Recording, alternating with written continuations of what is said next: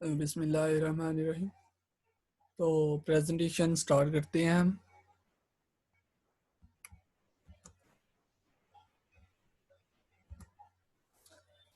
जी, presentation topic जो है वो हम जो टॉपिक्स है वो है कॉन्सेप्ट ऑफ ऊप। तो इसमें हम जो है ऊप के रिलेटेड जो है प्रोग्रामिंग लैंग्वेज है, basically object oriented programming language. तो हम इसके डिफरेंट कॉन्सेप्ट जो है इसमें बयान करेंगे, इसका स्ट्रक्चर क्या है, इसमें फंक्शंस वगैरह, क्लासेस वगैरह, और इसके फंक्शनैलिटीज़ और सम यूज़ और बेनिफिट्स। तो आइए देखते हैं। मेरे साथ जो हमारे साथ इसे डिस्क्राइब करेंगे ऊप को, इसमें हमारे मेंबर हैं, मैं हूँ हैदर अली और मोहम्मद अब्दुल्ला और तलहा हैदर। तो हमारे जो रिस्पेक्टेड सर हैं इनकी प्रोफाइल देखते हैं। Sir Fahadh Aslam, MS computer science, lecturer university of Sialkot. तो आइए स्टार्ट करते हैं हम। जो टॉपिक्स मैं कवर करूँगा इनमें है, ये जो हमने हेडिंग्स बनाई हुई हैं इनमें little introduction to C sharp होगा, इसमें बेसिक इंट्रोडक्शन ऑफ ऊप होगा, इसमें classes, object functions, abstractions and polymorphism, इनके बारे में हम जो है वो ब्रीफली आपको बताते जाएंगे। उम्मीद है कि आपको समझ आएगी और जहाँ से ना आए आप पूछ सकते हैं। Intro to C sharp. C sharp का जो है तारुफ देखते हैं कि C sharp is a simple modern general purpose language. एक मॉडर्न दौर में सिंपल सी लैंग्वेज है जो इजी है। ऑब्जेक्ट ओरिएंटेड प्रोग्रामिंग लैंग्वेज है developed by Microsoft within its dot net frame. जो लोग विजुअल स्टूडियो जो यूज़ कर रहे हैं उन्हें पता होगा कि डॉट नेट फ्रेम से क्या मुराद है कि उसका वर्क बेंच है, एक आईडीई या इंटीग्रेटेड डेवलपमेंट इन्वायरमेंट है। तो ये हमें वर्क बेंच देता है सॉफ्टवेयर डेवलप करने के लिए। ये डॉट नेट जो है initially lead by Ander Hejlsberg. Anders Hejlsberg जो है उन्होंने लीड की। हेजल्सबर्ग एंडर्स हेजल्सबर्ग ने जो लीड की C sharp. C sharp is a modern general purpose language, object oriented programming language developed by Microsoft, जैसे कि हमने पहले देखा, and approved by the European computer manufacture association ECMA। इसका मतलब है European computer manufacture association and international standard organisation. ये दो कंपनीज है जिन्होंने ये अप्रूव्ड की C sharp as a programming language. C sharp is based on object oriented programming concept. जो basically C sharp, C plus plus, ये दोनों concept है इनके कि ये ऑब्जेक्ट ओरिएंटेड प्रोग्रामिंग लैंग्वेज है, यानी कि किसी भी ऑब्जेक्ट बेस पे ये डेवलप की गई हैं। और ये इंट्रोडक्शन देखते हैं थोड़ा सा ऊप के ऊपर। OOP was introduced to overcome flaws in the procedural approach to programming. जो प्रोसीजरल प्रोग्रामिंग अप्रोच थी पहले, उसमें जो फ्लॉज थे उनको ओवरकम करने के लिए हमारे पास जो है वो ऊप आई। तो ऊप में जो कॉन्सेप्ट थे वो यूज़ होते हैं, वो अभी तो काफ़ी वाइड स्केल पे यूज़ हो रहे हैं। तो इसके देखते हैं ऊप के फर्दर थोड़ा सा। Such as lack of reusability and maintainability. पहले जो प्रोसीजरल अप्रोच लैंग्वेज थी उनमें रीयूजेबिलिटी बहुत कम थी, मेंटेनेबिलिटी डिफिकल्ट थी। Fundamental idea behind object oriented programming languages to combine into a single unit both data and the function that operate on the object such as a unit is called object। यानी कि एक object जो है उसका हमने एक data और उसके फंक्शनैलिटीज को एक ही जगह जो है कंबाइन करने के लिए हमने बेस्ट कॉन्सेप्ट जो दिया वो ओप का दिया। तो ऑब्जेक्ट ओरिएंटेड प्रोग्रामिंग लैंग्वेज में फर्दर देखते हैं कि problems problems is divided into the number of entities called objects and then builds data and function around these objects। एक ऑब्जेक्ट है, उसका डाटा जो हम डिफाइन करते हैं उन्हें इंडिविजुअल जो है वो इंडिविजुअली हम जो पहले क्रिएट करते हैं और फिर उसे कंबाइन कर लेते हैं। तो इस तरह हमारे पास एक ऑब्जेक्ट की एक फंक्शनैलिटीज हो, उसके साथ जो उसके इर्द गिर्द नवा में फंक्शंस परफॉर्म होते हैं, जो उसकी बॉडी परफॉर्म करते हैं, वो हमारे पास एक जो है वहाँ ऑब्जेक्ट का डाटा आ जाता है, एक प्रॉब्लम सॉल्व हो जाती है कि entity. It ties the data more closely to the function that operate on it. जो फंक्शन एक एंटिटी पे होते हैं वो इनके ज़्यादा करीब है। And protected from accidental modification from the outside functions, और इसे जो आउटसाइडर है आउटवर्ड से जो है वो प्रोटेक्ट करती है इन फंक्शंस को। Data of an object can be accessed only the by the function associated with that object. जो हमने एक क्लास बनाई है, उसमें फंक्शन बनाया है, उसमें जो ऑब्जेक्ट एसोसिएट होगा विद फंक्शन और क्लास, वही उसका डाटा एक्सेस कर सकता है, अदरवाइज उसका डाटा एक्सेस नहीं कर सकता। ये नेक्स्ट आपको जो है अच्छे से समझ आ जाएगी। चलो नेक्स्ट देखते हैं। Communication of the object done through function, यानी कि कम्युनिकेशन जो होती है ऑब्जेक्ट्स की, कैलकुलेशन होती है, फंक्शंस परफॉर्म होते हैं वो थ्रू आउट द कोड जो होता है वो फंक्शन से परफॉर्म हो रहे होते हैं। तो बेनिफिट्स आप देखते हैं कि user can create new data type और user define data type by making classes. जो क्रिएट न्यू डाटा करता है यूजर और यूजर डिफाइंड डाटा टाइप, इसमें जो फायदा ये है कि एक यूजर डिफाइंड डाटा टाइप भी मिल जाता है और प्री रिजर्व भी। कुछ तो हमारे पास न्यू डाटा टाइप जो है, क्रिएट न्यू डाटा टाइप जो है यूजर डिफाइन खुद भी कर सकता है, और खुद कुछ जो होती हैं वो पहले प्री डिफाइन होती हैं। तो इसमें एक ये बेनिफिट है कि यूजर डिफाइन डाटा भी हम यूज कर सकते हैं, यानी कि क्लास यूज कर सकते हैं इसमें। Code can be reuse by using inheritance. जो हमने क्लास एक दफ़ा बनाई है, कोड तैयार किया है, वो हम दोबारा रीयूज कर सकते हैं इनहेरिटेंस लॉजिक को इस्तेमाल करके। Data can be hidden from outside word by using encapsulation, और हम जो आउटवर्ड से डाटा जो है वो हम सेव कर सकते हैं, यानी कि जो हैकर्स वगैरह या फिर ऑथेंटिक जो हैं यूज़र जो हों, जो रिलेटेड ना हो इससे, उनसे हम डाटा अगर प्रोटेक्ट करना है हम, तो उसमें डाटा प्रोटेक्शन जो है वो इनकैप्सुलेशन मेथड यूज़ करके हम डाटा हाइड कर सकते हैं आउटसाइड से। ऑपरेटर्स और functions can be overloaded by using polymorphism, यानी कि ऑपरेटर और फंक्शंस जो है हम दोबारा से यूज कर सकते हैं। एक ही डिफाइन किया हुआ फंक्शन हम दोबारा यूज कर सकते हैं।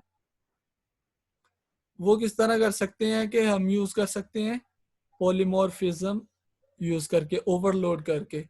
इसकी भी आपको नेक्स्ट बेहतर से डिस्क्राइब करेंगे, वहाँ पे अच्छे से समझ आएगी। सो सेम फंक्शंस और operator can be use for multitasking. So जो फंक्शंस होते हैं, ऑपरेटर होते हैं, ओवरलोडिंग हम करते हैं ये यूज करने के लिए, मल्टीटास्किंग, सेम फंक्शन से मल्टीटास्किंग रिजल्ट लेने के लिए।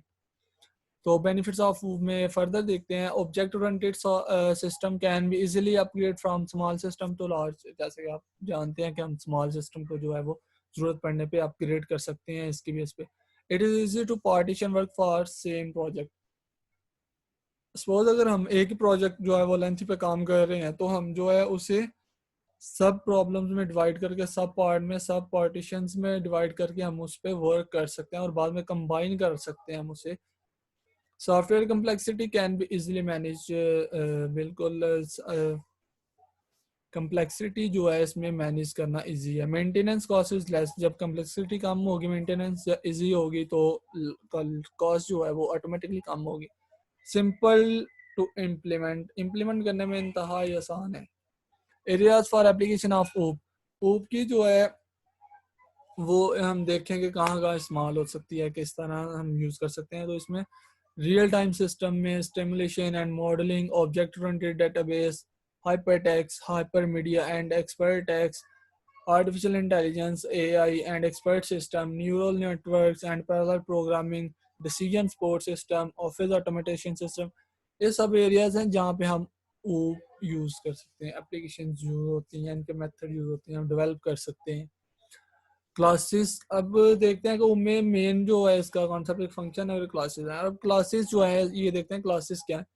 एक class is a collection of method, function and variable. It is a blueprint that define the data and the behaviour of type, यानी कि एक ऑब्जेक्ट है, उसका बिहेवियर और डाटा जो है वो डिफाइन करते हैं कि ये किस टाइप का है, इसका बिहेवियर क्या है, इसके फंक्शनलिटी क्या है, इसकी प्रॉपर्टीज क्या है। तो let's talk take a human being as a class. एक एग्जांपल लेते हैं कि human being as a class. A class is a blueprint for any function entity which defines its properties and its function. जैसे मैंने आपको पहले बता दिया, like human being have body parts performing various actions, यानी कि बॉडी है वो डिफरेंट एक्शंस परफॉर्म करती है, इस प्रॉपर्टीज है।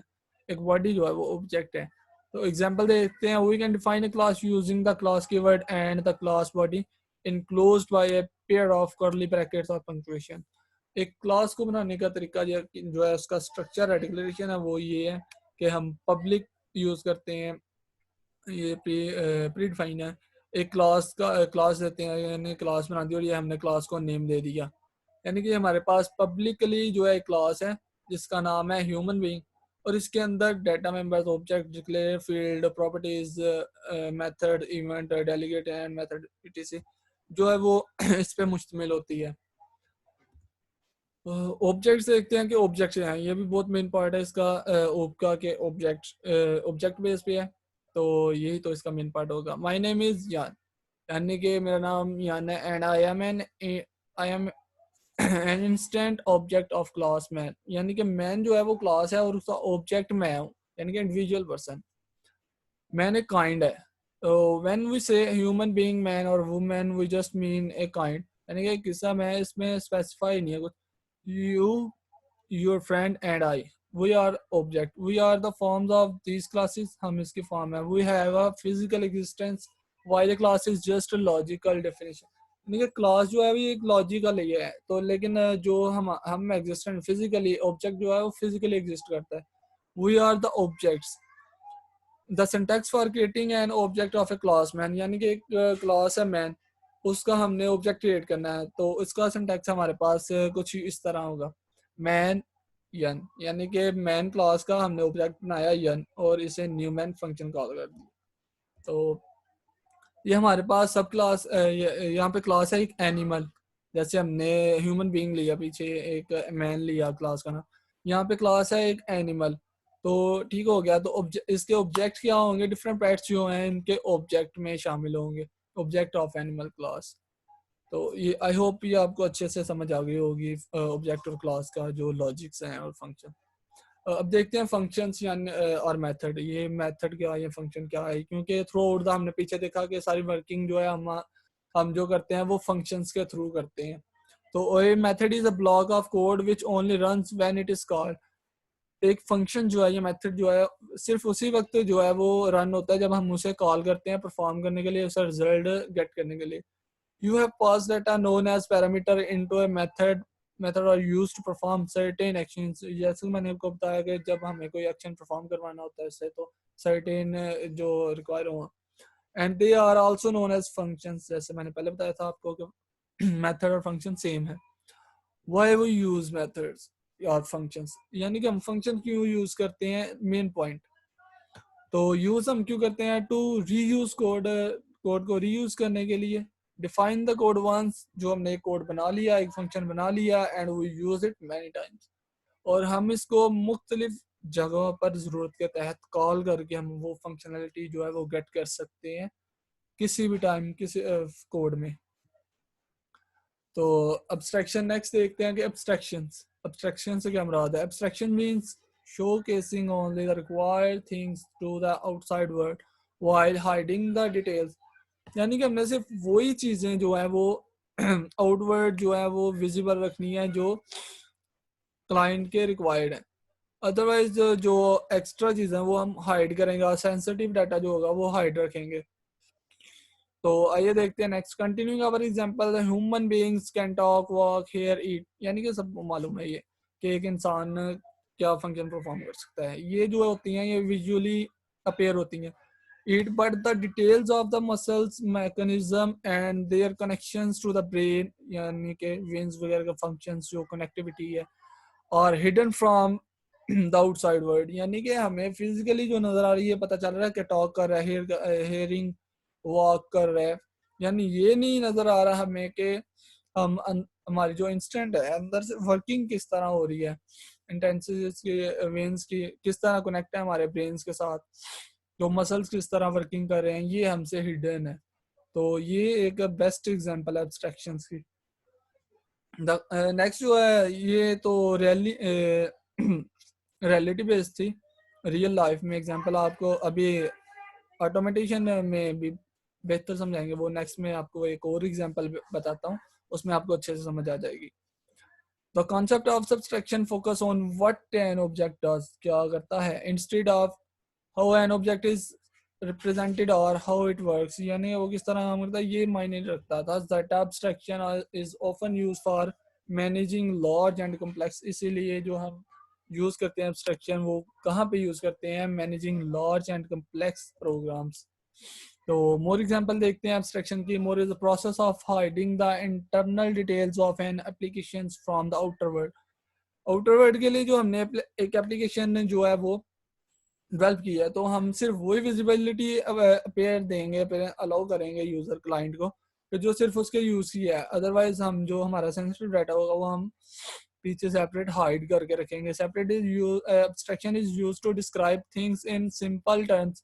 It's used to create a boundary between the application and the client program. तो आई होप ये आपको अच्छे से अभी समझ आ गई होगी कि एक बाउंड्री लगाती है कि जो क्रिएट किया हुआ है between the boundary and application client, between the application and the client. तो ये बाउंड्री की तरह काम करता है कि ये हाइड कर देता है एक तो इसकी एब्स्ट्रैक्शन की दो तरह की टाइप है हमारे पास, data abstraction and process abstraction. तो डाटा एब्स्ट्रैक्शन से क्या मुराद है हमारे पास यहाँ पे, when the object data is not visible to the outer world, जब आउटर वर्ल्ड पे डाटा विजिबल नहीं होता, इट क्रिएट डाटा एब्स्ट्रैक्शन। तो ये डाटा एब्स्ट्रैक्शन जो है डाटा क्रिएट्स करता है data abstraction. If we need, अगर हमें वो उसी की डाटा की जरूरत हो जो हमने हाइड किया हुआ है, तो वो हम एक्सेस करते हैं डिफरेंट मेथड से। जैसे कि ये मैंने ये जो यहाँ पे चिस्पा की है, ये आपको विजुअली नज़र आ रही होगी कि यहाँ पे हमने कुछ जो है नेम और आईडी नंबर जो है वो वेरिएबल्स जो है वो प्राइवेट रखे हुए हैं, हाइड किए हुए हैं। Access the object data is provide through some methods. तो यानी कि मेथड हमारे पास क्या होगा कि हमने ये प्राइवेट क्लास में रखे हुए हैं, प्राइवेट में रखे हुए हैं, और ये हम पब्लिकली इनको गेट कर सकते हैं फंक्शन के जरिए। तो आई होप ये आपको समझ आ गई होगी। ये यूजर को नीड थी तो उसने नेम और आईडी को कॉल किया थ्रू दीज फंक्शंस। यहाँ पे सेट भी हो रहा है और गेट भी हो रहा है, यानी कि आउटपुट भी हो रही है और इनपुट भी हो रही है थ्रू द क्लास पब्लिकली। तो प्रोसेस abstractions क्या है, we don't need to provide details about all the functions of an object when we hide the internal implementation of the different functions। जब हमें ज़रूरत नहीं है कि हम functions की जो है वो विजिबिलिटी दें यूज़र को, क्लाइंट को नहीं चाहिए यानी तो हम जैसे कि ये कार ड्राइवर है, तो इससे चाहिए फंक्शनैलिटी फ्यूल क्या है ये डजेंट मैटर, तो वो हम इसे अलाउ नहीं करेंगे। उसका सिर्फ इतना काम है कि वो देखे कि क्या मैं कर रहा, ऑपरेशन कौन सा परफॉर्म करना है, ये नहीं देखना किस तरह हो रहा है, क्या पीछे क्या चल रहा है। और सिर्फ फ्रंट एंड पे ध्यान होता है कि गाड़ी को चलाना है, ऑन करना है, रेस देनी है या फिर ब्रेक लगानी है, गियर चेंज करना है। तो उसके लिए ये सिर्फ उसका ये कंसर्न होना चाहिए, ये नहीं होना चाहिए कि इंजन में क्या फंक्शनैलिटी जो है वो परफॉर्म हो रही है। तो आई होप ये आपको प्रोसेस एब्स्ट्रैक्शन की अच्छे से समझ आ गई होगी। It create process abstraction. तो पॉलीमॉर्फिज्म देखते हैं आगे कि polymorphism is one of the core concept of in language. It describe the concept that different classes can be used with the same interface. Each of these classes can provide its own implementation of the interface। यानी कि हम एक ही interface को use करके different functionalities जो perform कर सकते हैं। तो वो देखते हैं हम कि किस तरह कर सकते हैं। You can overload and method with different sets of parameter, यानी कि नाम एक ही होगा लेकिन उनके पैरामीटर मेथड्स चेंज करके, ओवरलोड करके हम जो है वो मेथड्स यानी कि फंक्शन ओवरलोडिंग करके हम इससे जो है वो एक ही जो पॉलीमॉर्फिज्म है एक ही क्लास होगी, हम इससे डिफरेंट फंक्शनलिटीज लेंगे। तो आइए देखते हैं किस तरह करेंगे।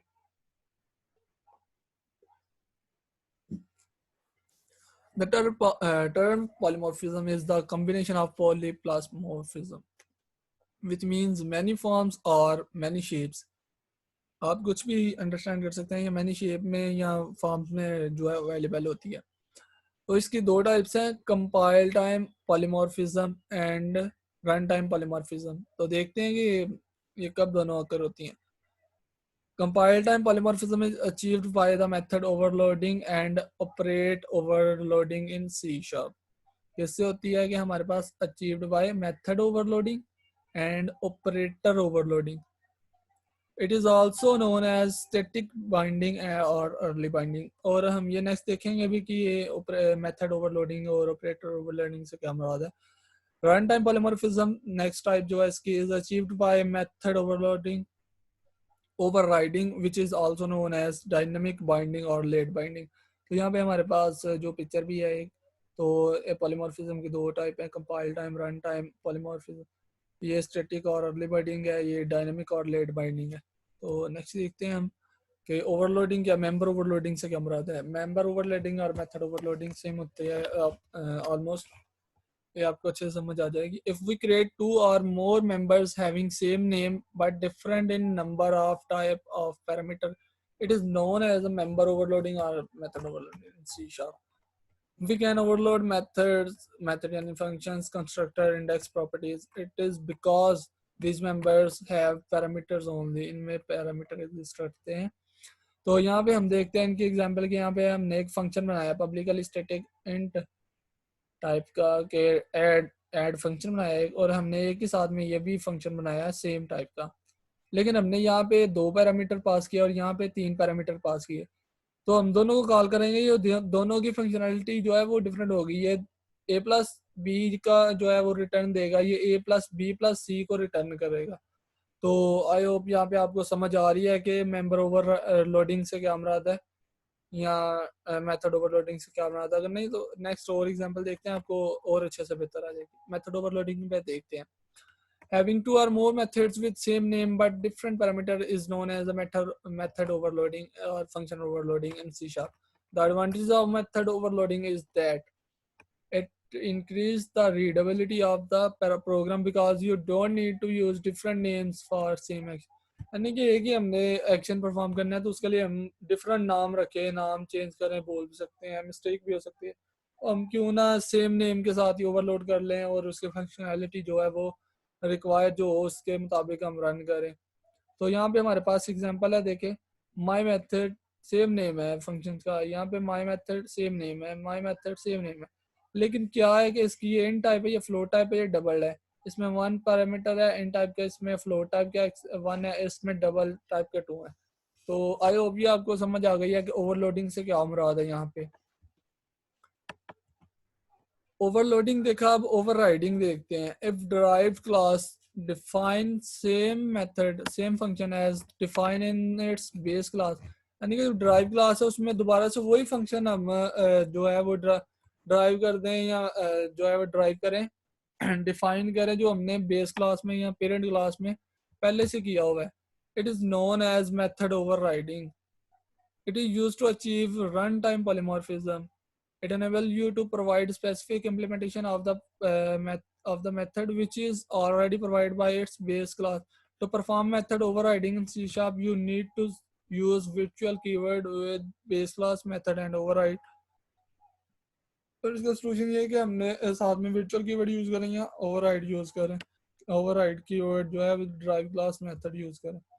तो यहाँ पे हमारे पास overriding की बेस्ट एग्जांपल है. ये एनिमल क्लास है एक, ये पेरेंट क्लास है, और ये डॉग जो है ये सब क्लास हमने बनाई. तो इसमें जो ओवरराइडिंग हो रही है यहाँ पे मूव का फंक्शन है कि वो मूव करता है. यहाँ पे भी ये देखें हमने सब क्लास में भी मूव का फंक्शन जो है वो डिफाइन कर दिया. तो दैट्स मीन ये ओवरराइडिंग हो रही है. तो आई होप आपको यहाँ तक अच्छे से समझ आई होगी. God bless you. Allah Hafiz. Next जो है वो आपको बताएंगे तलहा, कुछ टॉपिक्स के बारे में डिस्क्राइब करेंगे. I call him. Let me go. Allah Hafiz.